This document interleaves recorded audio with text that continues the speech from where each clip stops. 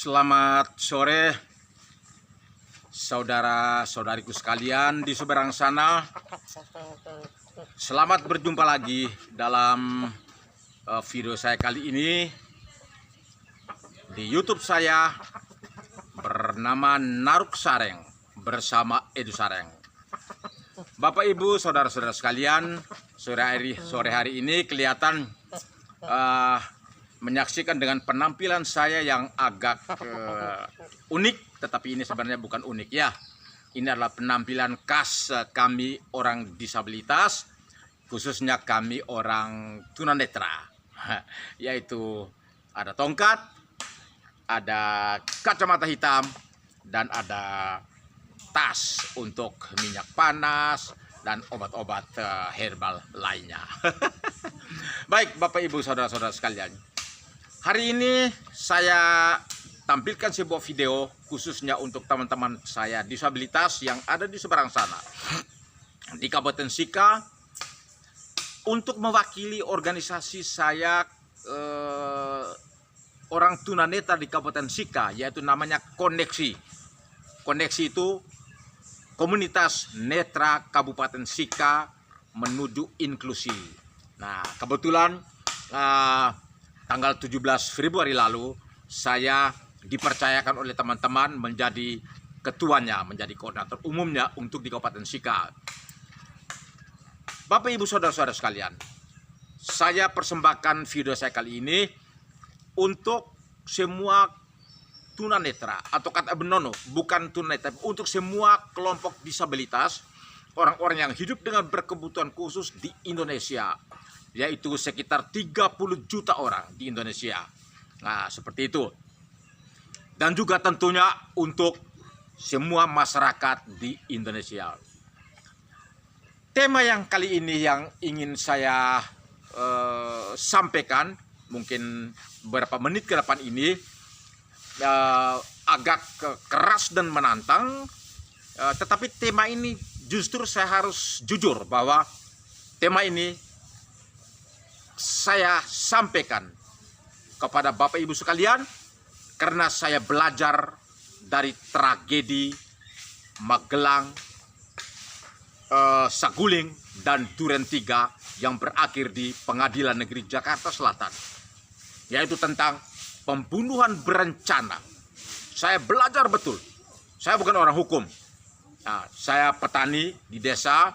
Saya pernah belajar sedikit-sedikit, tapi saya bukan orang hukum. Tetapi di dalam peristiwa tragedi Duren 3 itu, yang akhirnya oleh hakim Pengadilan Tinggi di Jakarta Selatan memutuskan bahwa mastermind intelektual dari perencanaan itu, FS, harus dihukum mati. Saya belajar itu. Saya belajar apa maksud daripada pembunuhan berencana. Akhirnya setelah saya melihat, setelah saya juga mendengarkan berita begitu banyak dari Google tentang hal yang tidak pernah disentuh, bahkan tidak pernah dibicarakan di Indonesia ini. Padahalnya tiap tahun terjadi pembunuhan massal yang berencana. Yaitu apa? Tema saya ini, materi yang saya akan sampaikan ini, saya kasih nama apa? Pabrik racun nikotin adalah pembunuhan berencana yang sangat berbudaya dan sopan, namun terlegitimasi oleh pemerintah. Mengapa Bapak Ibu saudara-saudara sekalian di seberang sana begitu beraninya saya untuk menyampaikan itu?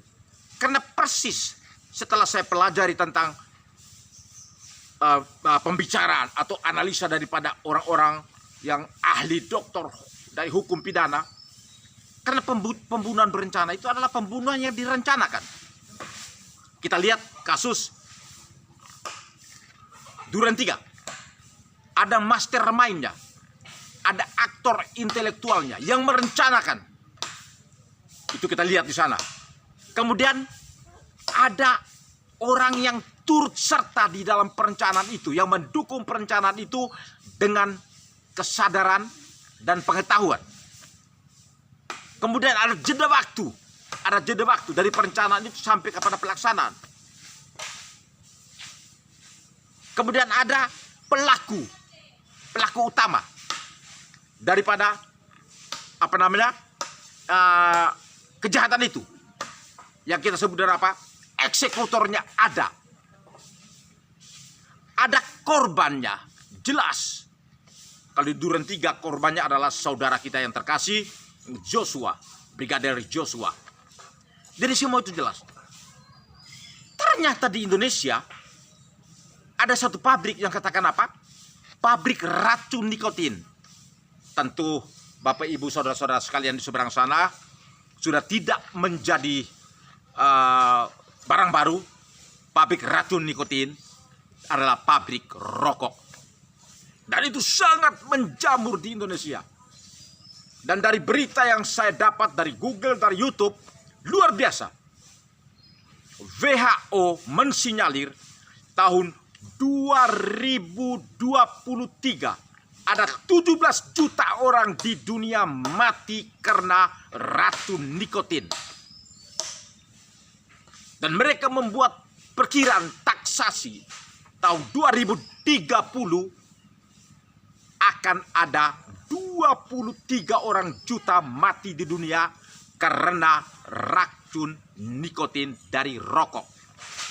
Dan sangat mengejutkan, sebagian sekitar 40-50% yang mati itu di tingkat dunia adalah mereka yang umur mulai dari 5 tahun. Apa artinya itu? Apakah orang umur 5 tahun sudah merokok? Bukan.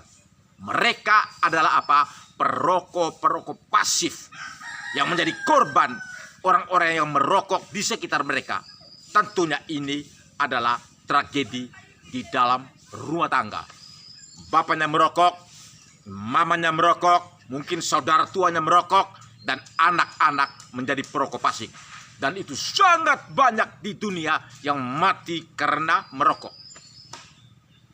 Lalu bagaimana dari Indonesia? Data yang saya peroleh juga sangat mengejutkan. Di Indonesia, dari data yang dapat dipercaya, jumlah penduduk Indonesia diperkirakan 1 dari 3 orang adalah perokok. Dan total taksasi jumlahnya yang merokok sampai dengan tahun ini, saat ini, adalah berapa orang? 90 juta orang. Oh, haleluya, 90 juta orang. Dari jumlahnya itu sekitar 7, 8, bahkan 10 kali daripada jumlah penduduk Singapura. Semua orang merokok. Seperti itu. Lalu apakah ada korban? Jelas ada. Rata-rata dari analisa orang yang melaporkan di YouTube, di Google itu, bahwa rata-rata jumlah kematian karena racun nikotin di Indonesia yang mengakibatkan berbagai macam kegagalan, ada paru-paru, jantung, hati, segala macam, dan berbagai macam penyakit lain akibat daripada racun nikotin ini adalah apa? Setiap hari di Indonesia yang mati karena nikotin adalah berapa? 500 orang. Jadi saya kali bagi, setiap hari ada 2 jiwa melayang karena merokok. Dari 90 juta orang yang merokok. Luar biasa. Hebat dan dahsyat. Dan dari seluruh dunia, Indonesia ranking pertama, ranking kedua adalah Cina, dan ranking ketiga adalah Rusia. Lalu, apakah mereka yang merokok ini betul-betul tidak tahu? Tidak. Mereka tahu dengan benar bahaya merokok. Bahkan anak-anak kecil di desa pun tahu persis. Kenapa? Setiap mereka membuka bungkus rokok, di situ pemerintah sudah dengan sangat jelas menyatakan bahwa apa? Merokok dapat membunuhmu. Satu kali, merokok dapat membunuhmu. Artinya pemerintah tahu persis. Dan pemerintah omong ini bukan hanya karena pikiran pandangan pemerintah, tapi tentu berbagai macam ahli di dunia ini, bahkan di negara ini, bahwa merokok di mana asapnya itu mengandung racun nikotin yang sangat keras, dan membunuh orang dengan pelan-pelan tapi pasti. Di mana disinyalir setiap tahun ada 500 orang mati di Indonesia karena merokok. Tetapi apa? Heran, tidak ada satu yang gempar-gempur, tidak ada satu yang mau berbicara tentang orang kematian ini. Padahal kematian ini persis sama dengan kematian Joshua di Duren 3. Direncanakan. Mari kita lihat satu persatu. Siapa yang merencanakan tragedi kematian karena nikotin ini? Tentu adalah para pengusaha rokok dan para pengusaha kebun tembakau. Mereka yang merencanakan. Mereka yang merencanakan. Kemudian ada turut serta orang-orang yang mengakibatkan proyek ini terjadi, yaitu pemerintah. Pemerintah yang melegitimasi. Pemerintah yang memberikan izin. Seperti itu. Jadi turut serta adalah pemerintah. Tentu di dalam hal ini pemerintah itu ada Menteri Hukum dan HAM, ada kepala Menteri Pertanian, ada Menteri Perdagangan, ada Menteri Pajak, bagian Direktorat Jenderal Pajak dan Bea Cukai yang juga terlibat di dalam pabrik rokok ini. Siapa korbannya? Korbannya adalah masyarakat di seluruh Indonesia, yaitu mereka yang termasuk di dalam jumlah 99 juta perokok di Indonesia ini. Itu yang menjadi korban. Lalu ada unsur yang lain, yaitu apa? Ada limit waktu. Ada time bond, ada limit waktunya. Perencanaan. Karena kalau pembunuhan berencana itu adalah harus ada waktu di mana mereka merencanakan. Seperti di Duren 3 tragedi itu, yaitu sekitar 2 hari. Mulai dari Magelang sampai di Duren 3. Itu sekitar 2 hari. Tetapi untuk rokok ini, perencanaannya dengan sadar, tahu dan mau. Mereka tahu. Dan itu apa? Bertahun-tahun. Dan tiap hari ada dua orang mati. Tiap hari ada 500 orang mati di Indonesia. Taksasi perkiraan. Ya, saya juga tidak punya data lengkap seperti itu. Dan di Indonesia yang mati itu adalah apa? Mereka juga yang berumur 13 tahun ke atas. Dan mereka ini adalah perokok pasif. Lalu apa motifnya? Motifnya sangat jelas. Kalau di Duren 3 masih kabur air sekarang. Apakah motif karena keselingkuh? Apakah motif karena keuangan? Apakah motif karena yang lain-lain? Masih kabur air. Tetapi kalau di kasus yang sekarang saya angkat ini adalah apa? Kematian karena merokok ini, motifnya jelas terang benderang. Yaitu motifnya saya harus ambil dari dasar daripada pemahaman saya sebagai orang Kristen yang benar. Yaitu apa? Di dalam 1 Timotius pasal 6 ayat 10 dengan jelas mengatakan bahwa apa? Akar dari segala kejahatan adalah cinta uang. Nah, itu kan? Akar dari segala kejahatan adalah cinta uang. Apakah cocok dengan pabrik rokok? Iya. Pabrik rokok itu adalah pembayar pajak mungkin cukup besar di Indonesia. Tiap tahun itu mungkin ratusan triliun. Dan berapa keuntungan mereka? Hitung saja. Kalau satu orang dari 90 juta orang di Indonesia ini, tiap hari satu bungkus, coba hitung 20.000 kali dengan 90 juta. Berapa keuntungan mereka? Jadi mereka benar-benar kaya, menari di atas mati bergelimpangan orang setiap tahun. Puluhan ribu orang mati. Mereka tidak peduli. Kenapa? Dasarnya cinta uang. Lalu apakah mereka tidak tahu bahwa kalau orang nikotin, isap rokok, dan orang mati mereka tidak tahu? Mereka tahu persis. Makanya di bungkus rokok itu mereka tulis apa? Merokok dapat membunuhmu. Bapak, Ibu, saudara-saudara sekalian, ini yang mendasari saya. Karena saya heran. Orang tidak ada satupun pengacara-pengacara kondang di negeri ini, orang-orang yang paham tentang hukum di negeri ini, apakah mereka tidak pernah melihat bahwa setiap hari ada ratusan orang mati karena sebuah perencanaan yang sangat sistematis. kronologis, yaitu pabrik rokok. Kenapa pabrik rokok, nikotin, bahaya nikotin ini tidak dimasukkan sejajar dengan pabrik-pabrik narkoba, ganja, heroin, sabu-sabu, ekstasi? Kenapa? Ini kan sama, jelas membunuh orang. Bahkan begitu banyak korbannya, puluhan juta orang di dunia. Seperti itu. Lalu siapa korbannya? Sangat menyedihkan, Bapak Ibu Saudara-saudara sekalian. Ternyata korbannya 60%, 70%, bahkan yang merokok juga dari 90 juta orang di seluruh Indonesia adalah apa? Masyarakat miskin. Masyarakat yang tersebar dari Aceh sampai di Papua. Seluruh Indonesia, orang-orang miskin yang merokok.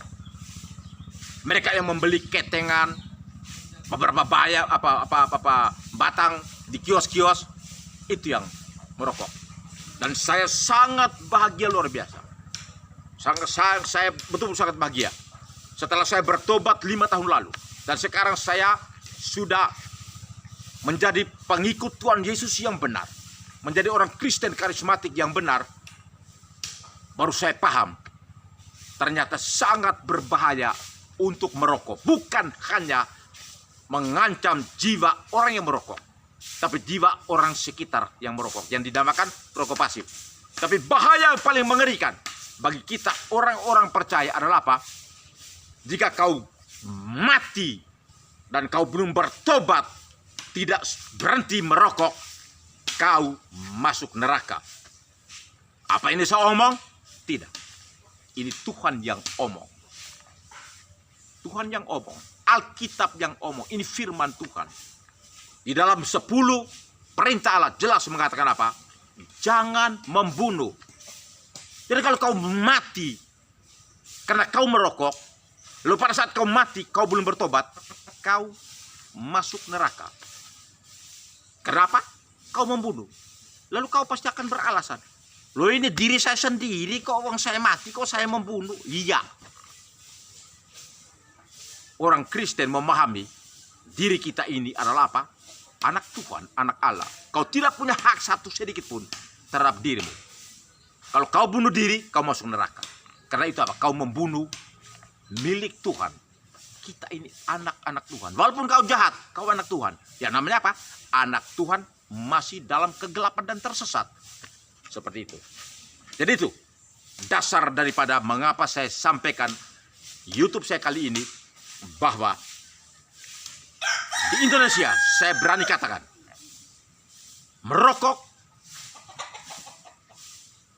adalah pabrik dari nikotin yang terencana dengan sistematis dan terlegitimasi oleh pemerintah. Karena ada mastermind-nya, aktor intelektualnya adalah pabrik rokok, ada turut sertanya adalah pemerintah, ada korbannya jelas, tiap tahun ada 500 orang mati, kemudian ada eksekutornya jelas, para pedagang-pedagang semua itu yang menjual itu rokok, dan ada limit waktunya, time gap-nya. Pertanyaan saya, kenapa tidak ada orang yang mempunyai kepedulian untuk melakukan gugatan? Apakah hal ini tidak bisa digugat? Dengar, saya pun mempelajari dari berbagai macam informasi, bahkan dari sahabat saya. Di negeri ini sudah ada undang-undang yang namanya apa? Citizen Lawship. Citizen Lawship itu adalah apa?